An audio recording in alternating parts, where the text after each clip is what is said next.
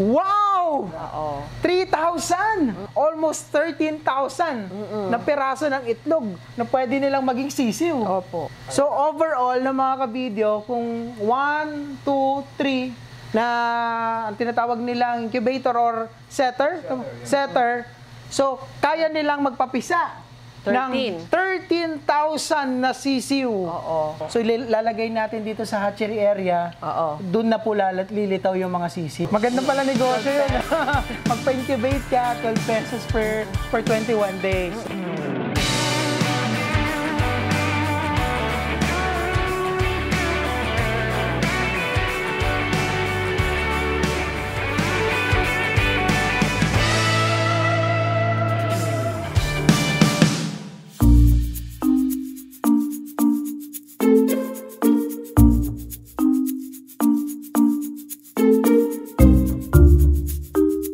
Nasaan naman po tayo ngayon? Okay, nandito po tayo ngayon sa papisahan ng mga sisiw natin, incubator, tapos meron tayong hatchery. Wow, so gusto nating malaman ma'am, paano ba yung proseso dito? Okay, so bali yung mga itlog po na naipon natin doon sa farm, dito po natin nilalagak sa ating incubator. Magi-stay sila ng 21 days. Yes. 18 days doon sa incubator, then 3 days po sila dito sa hatchery. So, lahat-lahat, 21 days po bago mapisa yung sisiw. So parang ma'am, mag-spend muna sila ng 18 days dito, then wala pang sisiw na lumalabas noon. Wala pa po. So ilalagay natin dito sa hatchery area, doon na po lilitaw yung mga sisiw. Wow. So gusto natin makita.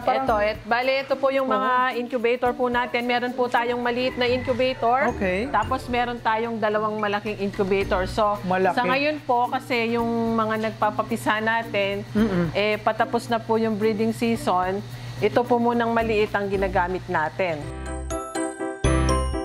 Maliit pa lang ito sa lagay na to. Opo, maliit lang. Ilan ba yung capacity niyan ma'am? Ilang itlog ang nagkakasya po dyan? Bale, kulang-kulang 3,000 pieces po na itlog yan. Wow! Oo. 3,000! Ma'am, pwede ba nating buksan yan or makita? Sandali lang siya, no? Kasi yung init niya. Bale, ganito lang po siya. Ayan, tignan natin. Ito lang. Ayun, ang dami. So, ilan na nakasalang ngayon dyan, ma'am? Halos lahat po yan nandyan. So, may tubig pa rin dyan, no? Sa Pero baba. yung init niya. Sara ko na po. Ayan. Kasi maselan yan sa temperature. Hindi siya pwedeng magtagal ng nakabukas. Para ma-maintain mo yung temperature. Okay, so 18 days dyan na nandyan lang. So, tapos ililipat yan after Sa hatchery na. 18 days, no? Bali, 3 days po sila doon, magiging sisiw na sila. Okay, kung 3,000 ito, ma'am, ang kasya, tama? Sabi ninyo? Almost 3,000. Almost. Kung ito, mas malaki, ilan ang kakasya? 5. Same. Parehas sila. So overall na mga kabidyo, kung 1, 2, 3 na ang tinatawag nilang incubator or setter, so kaya nilang magpapisa 13. ng 13,000 na sisiw. Oo. Within 21 days. Oo. Grabe! Itong mga yan po, hindi sila fertile. Yan yung mga itlog na hindi fertile na nakandel ng after 10 days nila dito, makakandel sila, makikita kung fertile sila o hindi. Okay, so parang ma'am, pag nilagay nyo dyan, after 10 days, kinakandel po ninyo. Chine-check nyo po kung fertile or not. Kung hindi, tinatanggal nyo na. Ano yun, pwede pang kainin yun? Yung iba po, kinakain nila. Yung mga customer ko po kasi, binibigay ko sa kanila yan. Libre na lang. Hindi, sa kanila po talaga yan. Transparent, Mr. Oo. Kasi para hindi sila maginala, kinuha mo yung itlog nila. Sinusoli ko yung mga itlog na hindi fertile. Okay. Okay. So, meaning, ma'am, may iba kayong customer na nagpapa-incubate dito? Meron po. Okay. Madami, mga farm din sila. Okay. So, dinadala nila dito.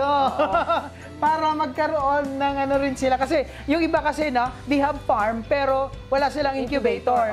Pero sila, ma'am, mayroon sila. Pero ang capacity nila, almost 13,000 na piraso ng itlog na pwede nilang maging sisiw. Opo. So ito, ma'am, may mga customer kayo na pumunta dito, nagpapa-incubate sila, then after 21 days, makikita na rin nila. So same ito, ma'am. Bakit may mga numbering yan, ma'am? Bali po kasi pagka yung mga manok mo panabong, may iba-ibang breed din po yan. Ayan, no? Iba-iba din pong klase. May 16, may 17. Oo. Anong ibig sabihin nun? Bali sa kanila po yan, sariling marking po nila yan, code nila yan. Ah, okay. Code na nila to, ano? Okay, pag 16 siguro, 16 days, hindi natin alam. Iba-iba po yung breed nila. Oo. Kunwari, itong mga ganito, hindi ko G1. alam kung Gilmore ba to o ano. Tapos itong D, hindi ko alam. Basta sa kanilang ano na yan, code na nila yan. Okay, kaya kanina may nakita tayong lapis sa pag-harvest, no? Para na-check nila. May mark At the same time, makikita rin nila, let's say ito, kung ito yung napisa, na may lumitaw, Alam nila Alam kung nila anong yun. klaseng sisiw. ayun, may natutunan na naman tayo ngayong araw. Ito, may bayad din pag nagpapa-incubate Meron sila. po. Bali 12 pesos po per itlog. Within 21 days na yun, hanggang 21 mapisa. days. Opo. Isa ko hindi. Oh. 12 pesos. Maganda pala negosyo 12 yun.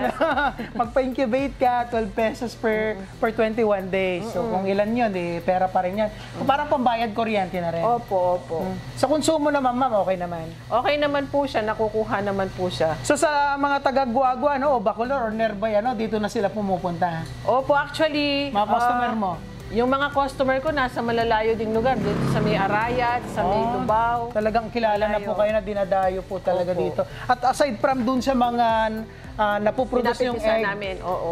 Okay. So, ang ganda po dito, no? May natutunan na naman po tayo. So, ito yung incubator nila, egg setter, kaya ng 13,000. Ito naman po yung hatchery Hatchery. nila. Ayan. Titignan naman po natin dito. So, parang napakalaki nito, no? Ito, capacity nito, 5,000 din. Parang ganun. Oo. Ayan, no, guys. So, Ayan. so yung mga tray na yon ililipat mo na lang po dito. Hindi po. Bali, Iba na naman. Opo. Bali, lalagyan sila ng partition ba yung tawag doon, yung spacing. Kasi iba-iba yung lahi ng mga manok. Para hindi Tapos, magkakalo-halo. 3 days lang talaga ang stay nila dyan. Hindi na lalagpas dapat. Hindi na. Pero just in case, basa pa po yung mga sisiw, binibigyan ko naman sila ng konsiderasyon na hindi ko muna ipapadala yung sisiw para matuyo pa sila dyan. Ayun. So, ang ganda, no? Siguro you can invite others kung gusto pa nilang magpapisa dito sa inyo, no? Ma'am, paano po nila kayo makukontak sa mga gusto magpa-incubate po dito sa area po ninyo? Okay, sa mga gusto pong magpa-incubate ng mga itlog, dito lang po kami sa may Barangay Maquiapo, Purok 4. Pagtanong nyo lang po yung pangalan ko, Donna Payumo Kapati, yung nagpipisa ng itlog. Alam na po nila yon. Alright. So, yan. Sa lahat po ng mga kabidyo natin dyan na nearby areas, or kung gusto nyo naman pumasyal dito sa Guagua, ayan, open po sila, 12 pesos per egg. Opo. Hindi na tataas yan o bababa? Hindi na po, hindi Fix na na po po. yan. Opo. Alright. So, ang ganda po ng negosyo po nila dito.